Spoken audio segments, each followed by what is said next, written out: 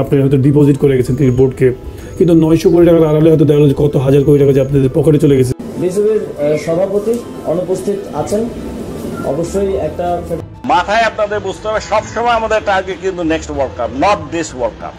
দুর্নীতিবাজ পাপনকে দেশে এনেই উপযুক্ত শাস্তির ব্যবস্থা করব, রেগে গিয়ে একই বললেন ক্রীড়া উপদেষ্টা আসিফ মাহমুদ। প্রিয় দর্শক, বিসিবিতে গাপটি মেরে থাকা পাপন দায়িত্ব নিয়েছিলেন সেই 2013 সালে। এই 12-13 বছরে তার মুখে একটা কথাই শুনেছি, আমাদের টার্গেট সবসময় নেক্সট ওয়ার্ল্ড কাপ। এছাড়া 2-3 বছর যাবতই শোনা যাচ্ছে বিসিবি নাকি 900 কোটি টাকার মালিক, কিন্তু সাবেক ক্রিকেটার খালেদ মাসুদ পাইলটের কথা অনুযায়ী পাপনের সাঙ্গপাঙ্গরাই লুট করেছে 1000 কোটি টাকার উপরে। এই 12-13 বছরে আমরা কি পেলাম পাপনের কাছ থেকে? এখন পর্যন্ত আমাদের সর্বোচ্চ প্রাপ্তি সেই 2015 সালে ওডিআই বিশ্বকাপে আমরা কোয়ার্টার ফাইনালে খেলেছিলাম। স্বৈরাচার শেখ হাসিনা পতনের আভাস পেয়েই পাপন অনেক আগেই ইংল্যান্ডে পাড়ি জমিয়েছেন।